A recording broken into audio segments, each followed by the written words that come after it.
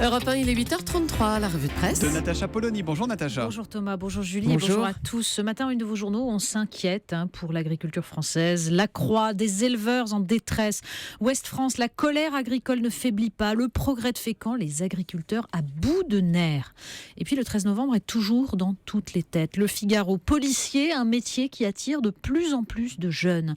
Et en une de 20 minutes, eh bien, c'est cette mère qui envisage de se rendre au concert des Eagles of Death Metal sur les traces, dit-elle, de sa fille. Pour commencer, la situation tragique en Syrie. Mais oui, la bataille qui se joue à Alep, où le régime syrien est en passe de réduire la rébellion, nous concerne directement. C'est ce que nous dit Libération aujourd'hui. L'Europe et l'ONU meurent aussi à Alep, entre exode des civils, aventurisme du président turc occupé à détruire les Kurdes et ambiguïté d'un président américain sur le départ. Le monde y ajoute une dimension. Syrie, l'Europe impuissante face à Poutine. Mais il faut lire surtout dans le Figaro le dialogue entre l'académicien et ancien ambassadeur Jean-Christophe Rufin et le grand reporter Renaud Girard. Une charge au vitriol contre Nicolas Sarkozy, Alain Juppé et celui qui était à cette antenne à l'instant, Laurent Fabius. Jean-Christophe Rufin est le plus sévère. Laurent Fabius, dit-il, a péché par outrecuidance en exigeant de façon ridicule le départ d'Assad sans en avoir les moyens, en se montrant d'une intransigeance totale à l'endroit de l'Iran ou en adoptant une attitude autiste envers la Russie. Cette diplomatie morale, dit-il, dont Sarkozy était aussi l'adepte, souffre de mégalomanie. Un exemple, dans la réforme Kouchner du Quai d'Orsay, nous explique-t-il, on avait créé une direction des biens publics mondiaux. Alors il regrette surtout que la France, à travers la DGSE, ait poussé l'opposition syrienne vers une position intransigeante. Mais le plus important, dit-il, le front essentiel pour nous, c'est la Libye. Et la seule guerre qu'il faut mener, insiste-t-il, est contre la traite des êtres humains dans toute l'Afrique et en Méditerranée. Le débat sur la laïcité suite. Oui, débat qui n'en finit pas. Alors cette fois, Libération publie une tribune de Patrick Kessel, président du comité Laïcité République, qui met en cause, après Elisabeth Badinter, le concept d'islamophobie. Mais aussi le vieux penchant de la droite pour une catho-laïcité, inscrivant la religion catholique au cœur de l'identité nationale. La laïcité, dit-il, est l'art de conjuguer le singulier et l'universel. Sauf que ça se passe de moins en moins bien. Le Figaro consacre une page aux incidents de plus en plus fréquents à l'hôpital. Des maris prêts à laisser mourir leur femme plutôt que d'autoriser un médecin homme à les examiner. Une patiente chez qui on suspecte une tuberculose contagieuse mais qui refuse une radio des poumons, même prise en charge par une radiologue femme, parce que le cliché, dit-elle, pourrait être lu par des hommes qui percevront la forme de ses seins. Résultat, 8 jours pour la convaincre et 8 jours d'hospitalisation aux frais de la sécurité sociale sans recevoir aucun soin. Les médecins évoquent des crispations du côté des patients comme des soignants, cristallisées par les réclamations d'organisations militantes comme le collectif contre l'islamophobie en France. Mais il y a aussi, par exemple, ce cas de cet obstétricien catholique qui retarde le moment d'annoncer à une patiente qu'elle attend un enfant polyhandicapé pour qu'elle hésite à demander l'interruption médicale de grossesse. Pourtant, il y a des hôpitaux où l'on ne transige pas. À l'hôpital Robert Debré, dit un médecin, nous n'avons jamais cédé aux exigences loufoques. Alors qu'on avait très régulièrement des patientes en niqab, on n'en a presque plus. Le signe que ça va mieux, se demande-t-il, ou bien qu'elles vont ailleurs ? Vous ouvrez à présent la revue Books et vous nous emmenez au Moyen-Orient. Et oui, parce que là, alors je vous conseille vraiment cet article. C'est un article absolument passionnant autour d'un livre intitulé « Lire Darwin en arabe ». Un ouvrage qui raconte comment, au tournant du XXe siècle, de nombreux intellectuels musulmans ont utilisé la science occidentale pour repenser l'islam.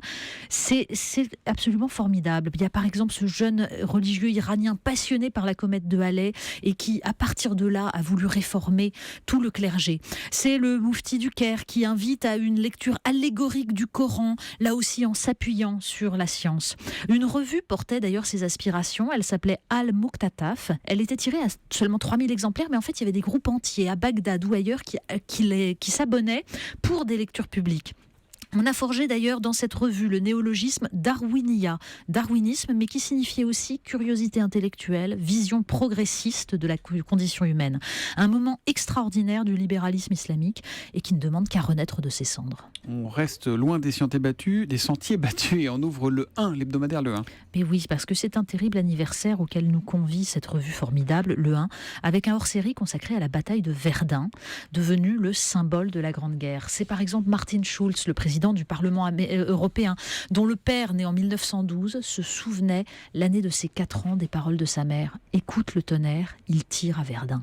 C'est un texte de Jean Giono, mobilisé à l'âge de 19 ans et qui décrit dans Le Grand Troupeau en 1931 le jour qui se lève sur les tranchées. Il y avait toujours une trêve du petit matin, à l'heure où la terre sue sa fumée naturelle.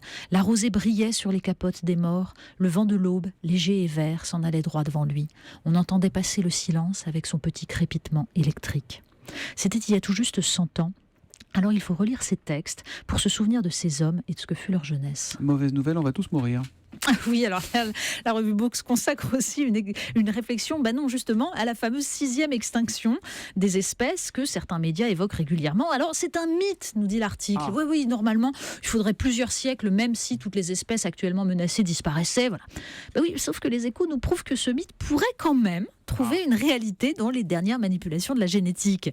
Les scientifiques, nous disent les Échos, sont capables aujourd'hui de provoquer l'extinction d'une espèce, en l'occurrence les moustiques, en l'espace de 2 ou 3 ans, histoire de nous préserver de la malaria ou de Zika. Donc on bidouille un gène et hop, on les rend stériles. Sauf que tout de même, il y en a quelques-uns qui se disent qu'il faudrait évaluer les risques. C'est pas mal, hein. Ils préconisent la création d'une instance internationale comme le GIEC pour le climat. Je pense que ce serait utile. On termine avec du cap à cap. Exactement, le Parisien consacre un article à un petit livre. 100 défis mortels à relever ou pas. Et c'est le ou pas qui compte. Parce qu'il y a par exemple cet Alsacien qui en 2014 a lancé sa bicyclette à 333 km/h grâce à un concentré de peroxyde d'hydrogène. Mais il était dessus ? Oui, bien sûr. Oui. Et la vidéo est sur YouTube. Et puis alors surtout, il y a tous ces fous qui se sont lancés dans les chutes du Niagara. La première, la pionnière, parce que c'était une femme, une institutrice de 63 ans en 1901. Et elle a survécu. Elle était enfermée dans un tonneau hermétique en bois. Il faut vraiment être cinglé. Il y en a d'autres d'ailleurs qui n'ont pas eu cette chance. Ils n'en sont pas sortis. Mais finalement, est-ce que c'est plus dangereux que médecin ou prof dans une société communautarisée, de plus en plus religieuse ? Moi, je dis la rationalité, les lumières, ça, c'est un défi à relever, vraiment. Et puis les tonneaux en bois, c'est pour laisser le bon vin. Exactement. Voilà, la revue de presse de Natacha Polony, tous les matins à 8h30 sur Europe 1. Demain, Natacha. À demain.